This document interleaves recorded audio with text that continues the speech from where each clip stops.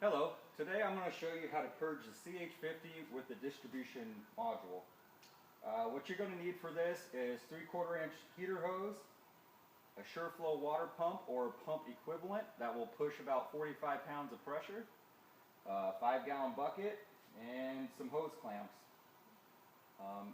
And for the coolant, it's important to stay with the same coolant that is already in your heater. You don't want to mix coolants. It's not good. Your coolant comes out looking like mud, and it eats away at different properties inside the tank. I know there's Camco, Rogard, Century antifreeze. Depending on your manufacturer of your coach, I would get in contact with them to determine what is actually in the heater. So to start this off, we have our pump supplied by the 5-gallon bucket. This is going to be sucking in from the pump and pushing into the filling inlet side. And on the other valve, on the left-hand side, is the filling outlet. This is going to run back into the 5-gallon bucket and just circulate the coolant and push out those air pockets that are in there. It's important to keep these lines away from each other in the bucket. That way, when the air is being pushed back into the bucket, it's not being sucked up from our pump and pushed back through the system. So once we get our coolant in the bucket, first off, verify that your heater is full of coolant. Pop the radiator cap when your heater's cooled down. It's just like your car. You don't want to open it when it's hot. It could spray you in the face. Just make sure your heater is cold. Pop the cap. Fill the heater with your coolant. And now we have our hoses already hooked up. So I'm going to turn this pump on, and once I activate the purge pump, we're going to open up our filling valves. Now it's important not to just let that pump run without the valves open. You could spring a leak.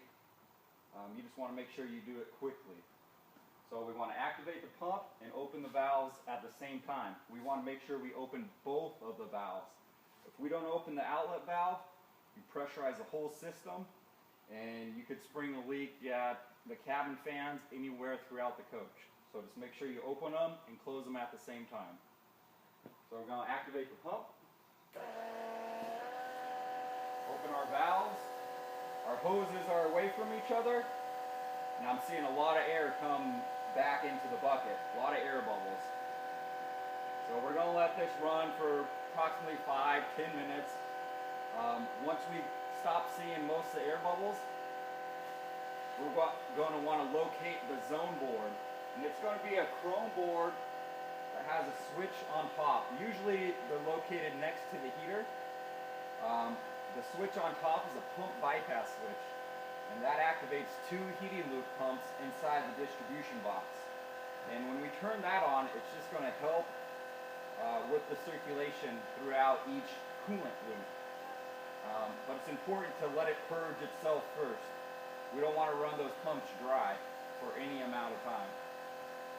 So I'm not seeing any more air come back into the bucket, so I am going to go ahead and activate that pump bypass switch. Heat loop 1 and heat loop 2 pumps are activated. The lights are on. I'm going to let this run for another 5 to 10 minutes until I don't see any air coming back.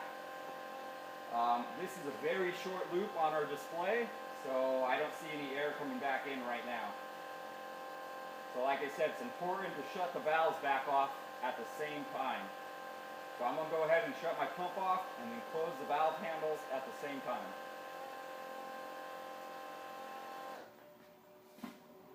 Close the valves. And what I like to do at this point, leave the valves closed, leave your pump and everything hooked up, and then turn your heater on. And we want to check operation while we still have our purge system set up.